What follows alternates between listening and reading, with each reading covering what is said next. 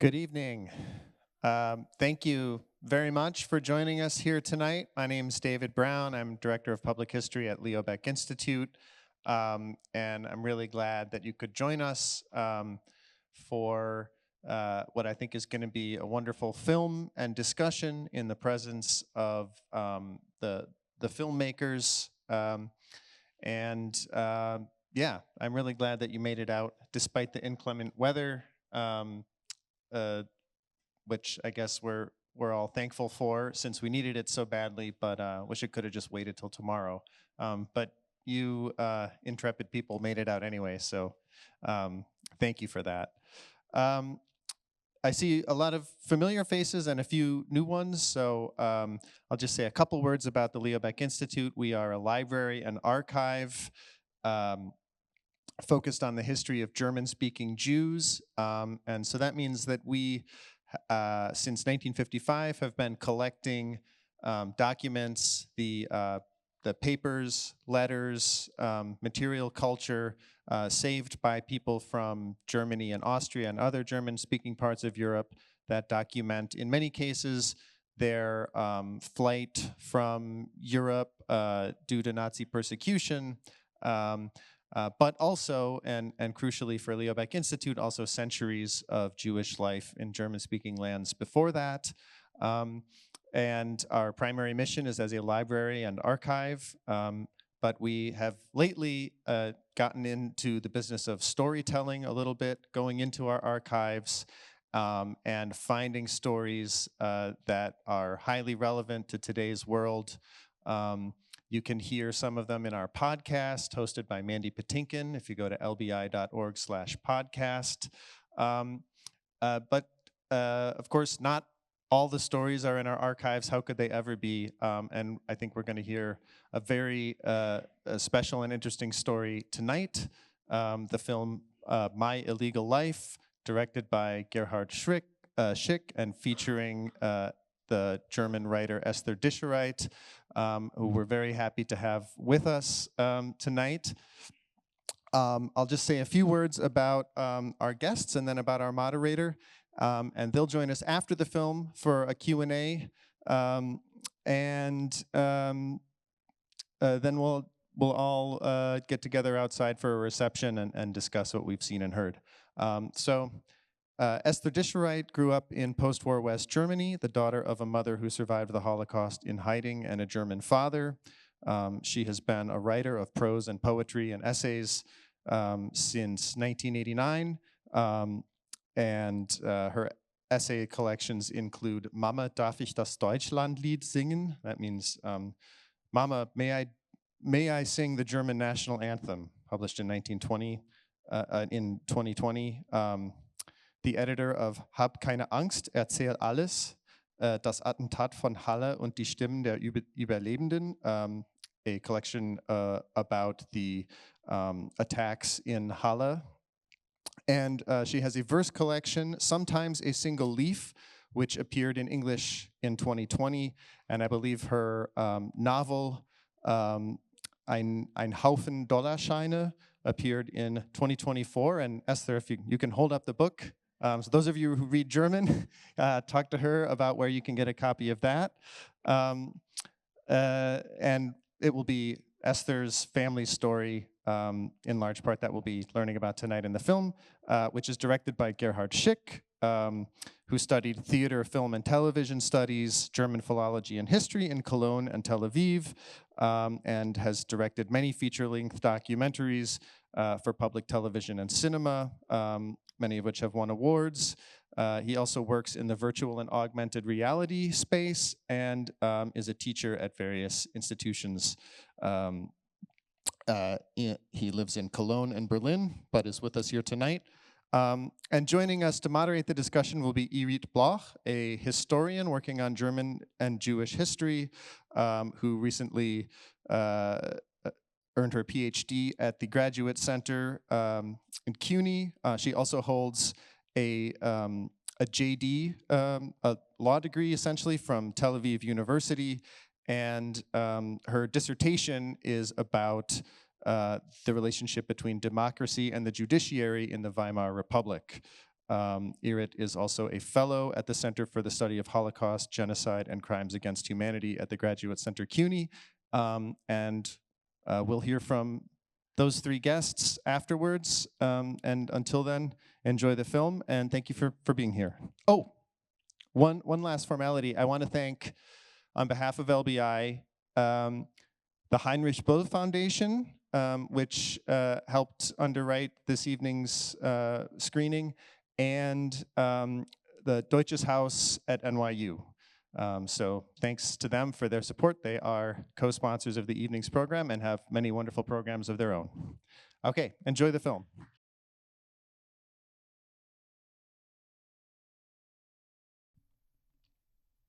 Thank you so much for coming here and sharing with us your family story and this moving film. The survival account of your mother and older sister touches upon several research topics, such as gender aspect of survival, the motivation of people who saved Jews during the war, the people who didn't save, the inability to find missing information, and at the same time, when you do find it, it raises more questions, or it's just plain devastating. The lack of justice, even when cases do reach the courts. Growing up without a family because they all perished, or growing up in a hostile society.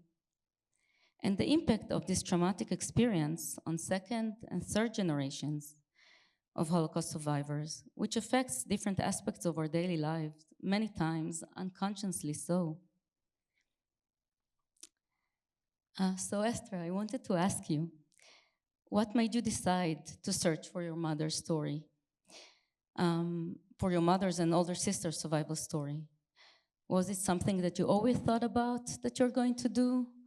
Or was there a certain moment in time that pushed you towards doing this research? Yeah, hello, and yeah, thank you for having us here. To answer your question, actually there were several times when I thought of doing more research on this. At first, it started with someone totally different. Maybe you know about her, Felice Schragenheim. Felice Schragenheim is one of the Jaguar und Aimé.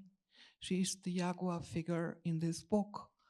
And I was friend with Elenai, and Elenai was very much friend with Felice at the time. And Elenai became, of course, older and older.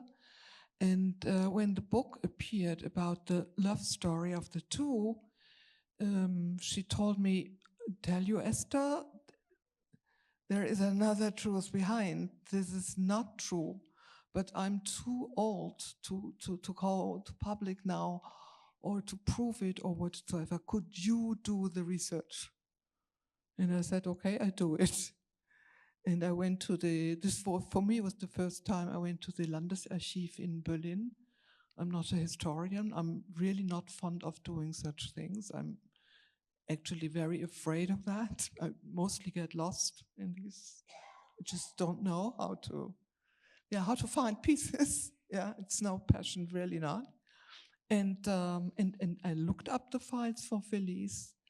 And when I left the Landesarchiv in Berlin, all of a sudden I was already on my way out. It occurred to me that if the files of Felice Schragenheim were there, maybe my mother's and grandparents are also there.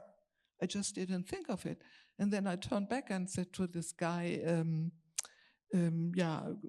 could you look up the other names too? And he said, which ones? And I said, the ones. And I said, Rosa and Berthold Freundlich, names of the grandparents. And he looked it up in the book of the murdered Jews of Berlin, and he said, they were killed, they were murdered. And I said, no. How do you know? I said, I know. I saw them alive. Okay?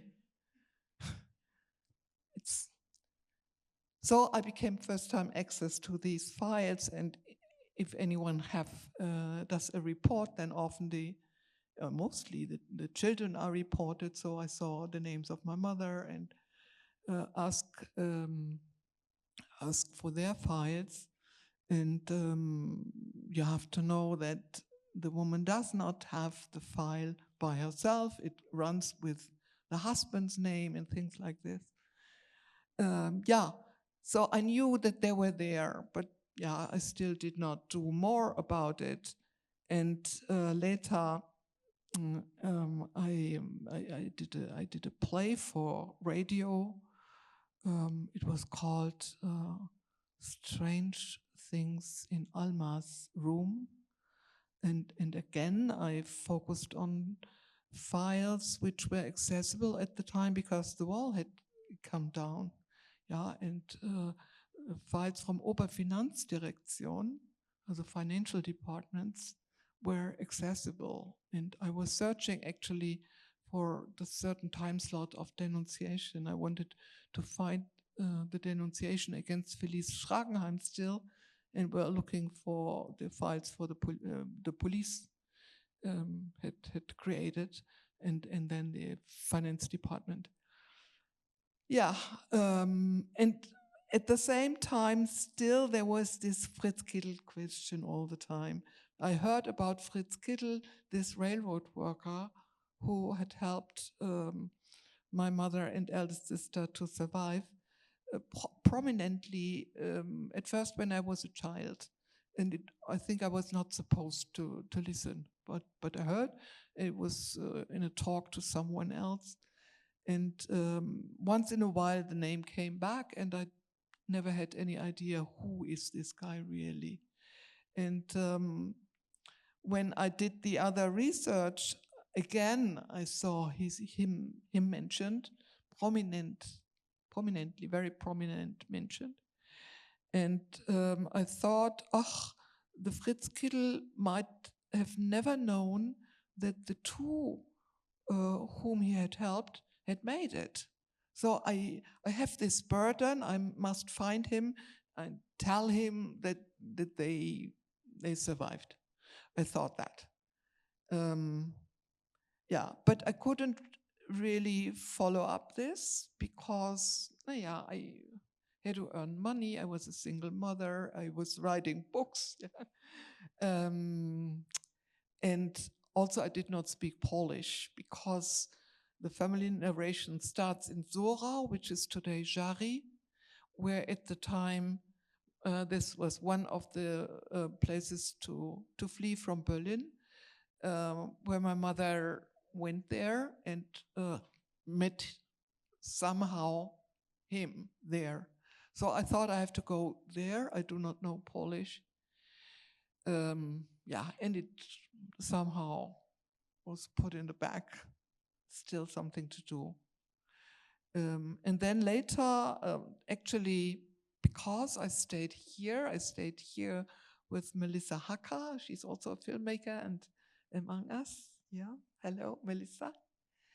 And she did the movie My Knees Are Jumping.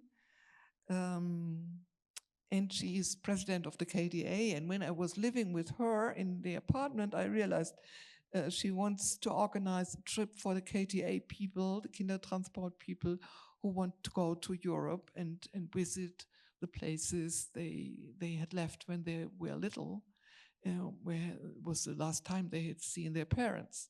And I realized Melissa didn't speak German, and it was very hard to come through with all these phone calls to Vienna and Berlin, especially because the idea came up that the German railway company should finance the journey from Vienna to Berlin, Amsterdam, Hoek van Holland. It wasn't really a lot of money, but it's a question of principle. And I got involved in this, how to get hold of the German railway company. This is really a very exhausting thing. And and finally we succeeded, and the delegation of the Kindertransport people left Berlin at some point, and I was left behind together with this historian. And then I said, okay, 600,000 people have been employed from the German railway when the war was over. So do you have personal archive? Do you have files about the employees? I was told no, but the historian offered to have a look at my documents, what I already possessed. And then she has another way to look at documents, not that, frightened as I was. And she was saying, yeah, but there is a stamp of Hering, and this is Hessen or not Poland. This is in the south of Germany. And why don't you go there and look up in the phone book to find whether there is still someone there? And so I did. And finally I found the family. And Fritz Kettel, I was not really aware that he could not be among us anymore. So the first phone call I started is, can I talk to Fritz Kittel? Yeah. And then his grandson was saying, it's my grandfather. Why do you want to talk to him? Yeah. So the movie is showing this. I hope it answers your question. Thank you. This is really interesting also, the relationship of people and archives and how to know where to look and what kind of information is there, but you can't reach. That's also, and also with the fall of communism, that so many archives were open suddenly, and then other information is coming into being. Gerhard, I had a question for you too.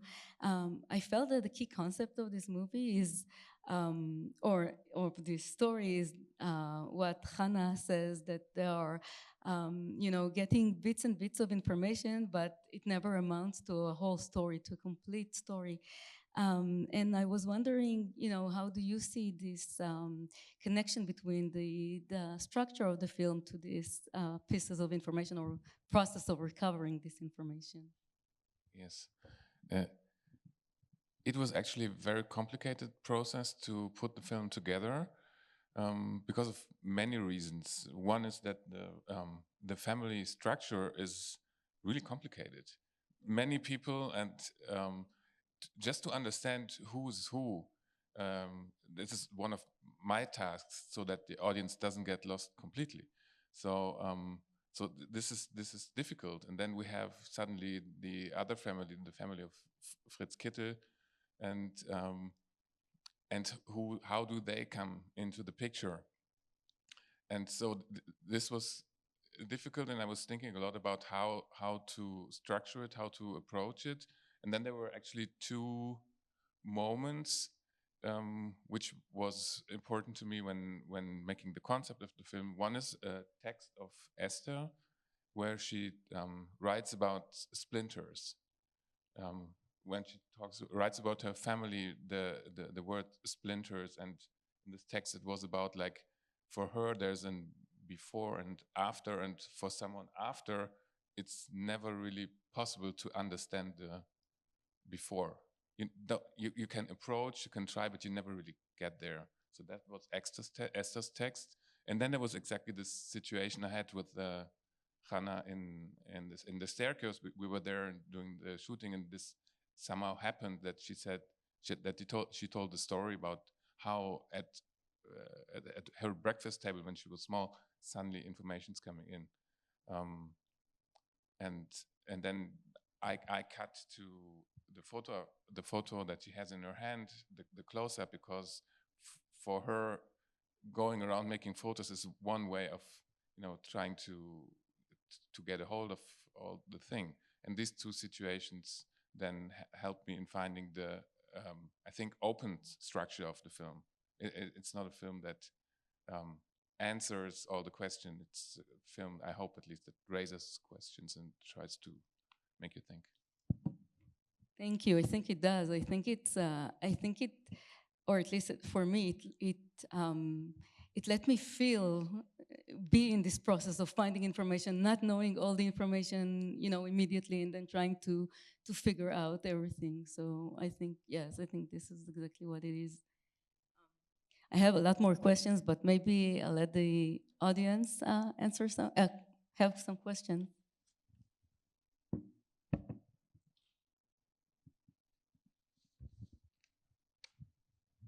I am also the child of Holocaust survivors. Deutsch ist meine Muttersprache. What I would like to ask is, Herr Schick, in doing the thema of the Shoah, do you think that any cinematic or any visual medium can render justice to the Shoah or any of the stories? No, I don't think so. All we can do is try. All we can do is get a little closer. All we can do is try to tell the stories for audiences of today. I'm a German director of documentary films, so I want to bring this film also to a German audience. And for me, it was very important that Hannah is in the film because she's another generation. She's 35, and I hoped by having her in the film and talking how she talks the language of a 35-year-old woman, that we can reach younger audiences too. That's, I think, what we can do, what I can do, but to even tell the whole story of the Shoah, I think is, well, I can't do it, and I don't think anyone can do it. But the other option would be not to do anything, and I don't think that would be the right approach.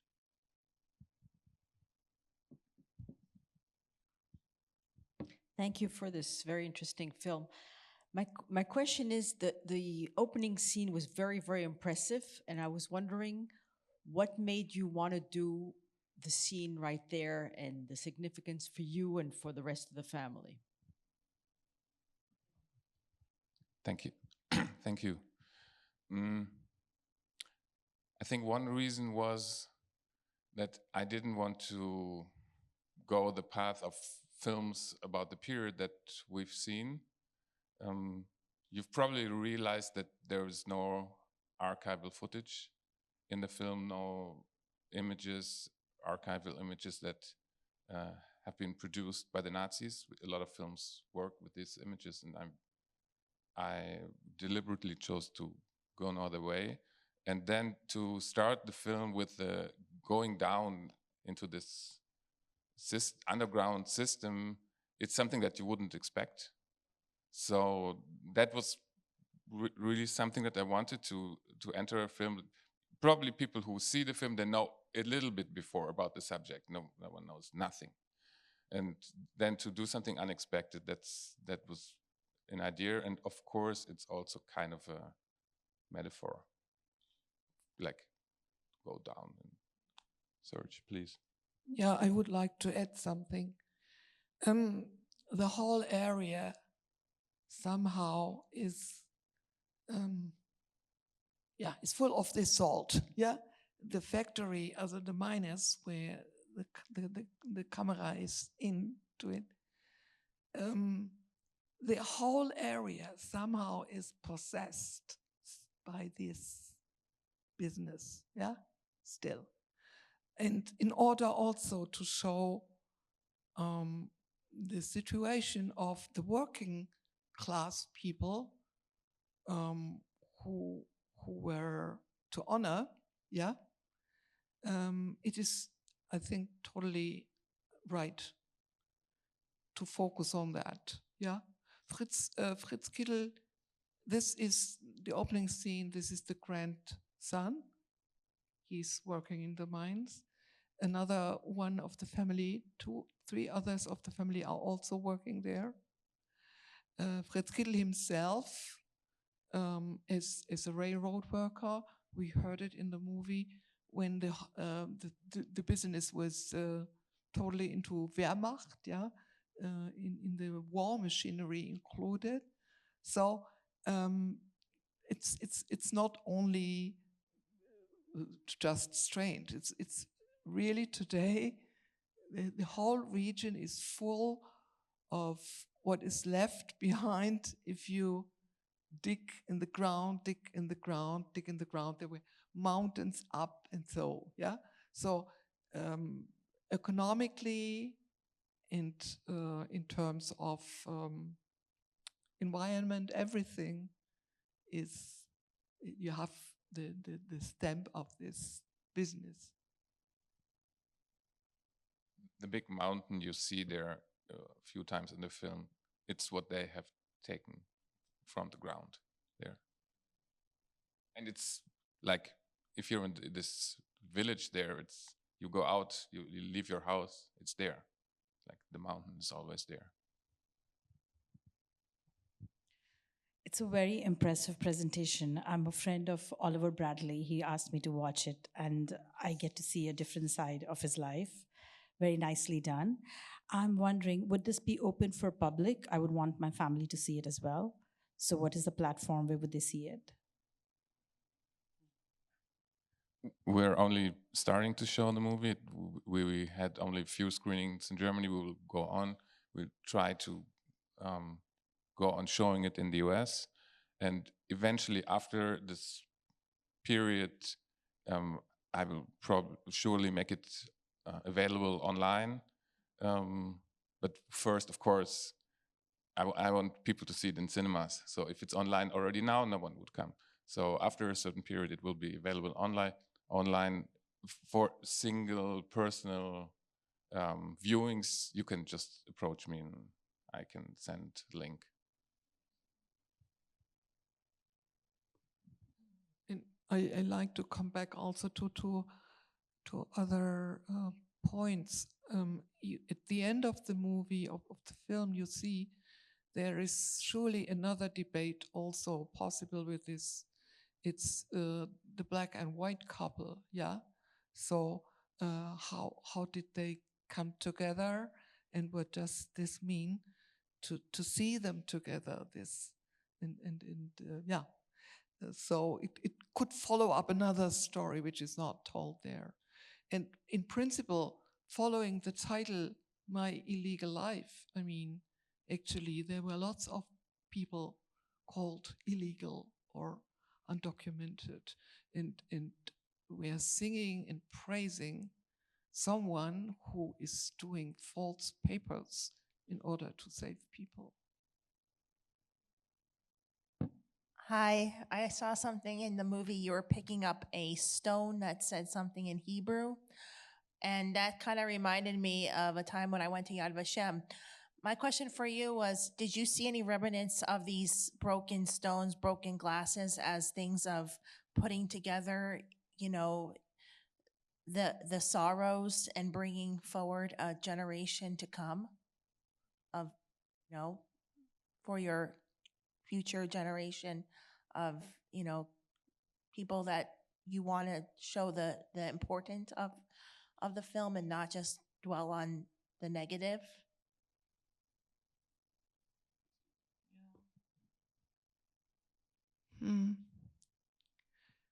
Also, I think it's important that the main focus in the movie is on the two women, yeah, the mother and the child, and first of all, the courage of them. They were the ones who are acting as much as possible, as much as possible. It's the first thing. And there is another one who is helping. And of course, there were more, we heard about it. And this is important, I think, to highlight, because we have often stories that if anyone is a helper, then the one whom is helped is the victim, and that's it. The victim and somewhat passive, yeah, like an object. And that's not okay. That's not the truth. The truth is first of all the courage of these two women. And what else did I want to say? Hopefully I get it back. You see the consequences of the persecution even within the next generations. You see it? It was talked about trauma, and it was talked about how even other generations which had not experienced it by themselves do suffer from it. But that's not everything which is told. There is also, to get hold of these pieces means at the same time to establish resilience and activism. It's an act of activism, an act to enable yourself again. And I think this can be seen clearly. You see Hannah when she's visiting this trial against the Bachmann in Oranienburg. This is an act of activism to watch also these trials, to establish independent watch, to establish publicity and so on. You must not think that within the German political or just society, everyone would agree to those trials. Not at all. There were very loud voices saying, "Oh, why do you still do that? You're old people. Why do you still do that?" And of the survivors, it's often said, for example, KZ Stutthof. I know the co-plaintiffs quite well, and it was told by the lawyer of the co-plaintiffs that the survivors would have only one wish, and this would be, remember us. I'm not sure whether this is right. Hannah is talking about justice. That's totally different. And the lack of justice, it's still something what's hurting them very much. And even if you go with these few trials which were still set up, if you see the result, I won't describe it. The lawyer of the co-plaintiffs in the KZ Stutthof case, I admire them very much. They do really great work. They were brave. But I don't think they got it right when they think it's only about we do not want to be forgotten. Why don't we want to be not forgotten? Why not? I mean, forgetting is something useful too. No, it's about justice. It's about resilience. It's about resistance.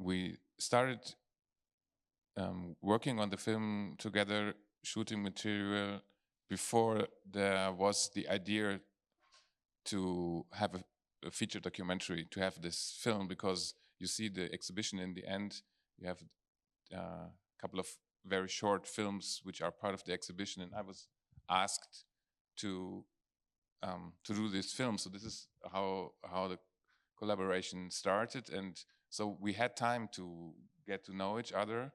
I think it worked both ways. And when I came up with the idea to make the documentary, which focuses more on the mother and the child rather than the exhibition, which focuses on Fritz Kittel, by the time we had already known each other, Esther and me, and Hannah and me. And of course, I asked both of them if they would be willing to go on and go on shooting and do the film. And after that, I had complete freedom. no one, not Esther, not Hannah, not Oliver, ever asked me to do anything. I'm very grateful for this. What I did, and this was very important to me, that when I had the rough cut of the film, we went to a cinema, just the three of us, and we watched the rough cut, and then we had a long talk about it, and they gave their thoughts. But then again, I could do with that. And Esther and me had more like back and forth, but yeah, that's how it was. It was, I think, based on trust.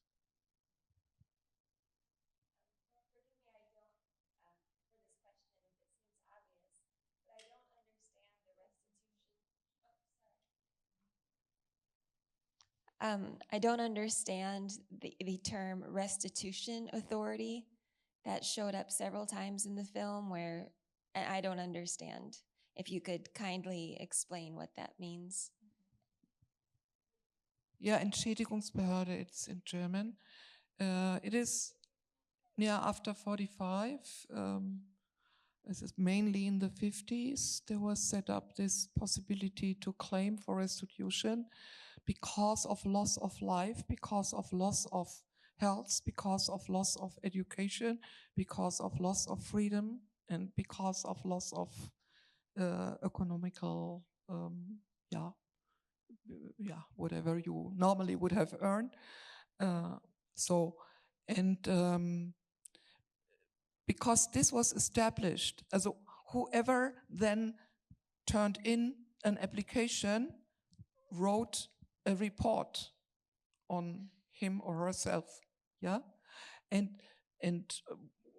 turned in documents where it could be proven of your profession, your health condition, and so on. This is a very uncomfortable process because it's in the wrong way. It had to be normally that the German state would have to prove that a Jew was not harmed, but it was set up the opposite. So the ones who were suffering were the ones who had to prove. So like you go into hiding with all your documents. What? Or what? So, but it and what the result of it also was very poor. Also, I don't want to go too deep into this. It's lousy. It's really lousy. What not only my mother family is, whatever what I saw it's an extra topic. It's lousy, but it was also a sort of entrance ticket to the world's community. The Germans come to terms with the past. They do this, and if they do not find any property of Jewish people, they give it to Israel. So this was the entrance ticket. And whenever anyone has applied for it, so these reports were there. Although it's written for a bureaucracy, for an institution, I could see much more as I ever had known. For example, seeing family members just mentioned, or you see there is just one scene where this person from this Entschädigungsbehörde says, your grandpa Berthold Freundlich died in 1970 in August. And I comment and say, oh, now I know. So you see these broken connections within the families because of exile, because of immigration, because of this huge loss. But in the files is more as I personally could have known. So, and that's why it's worth to go there, even though it's hard to read, and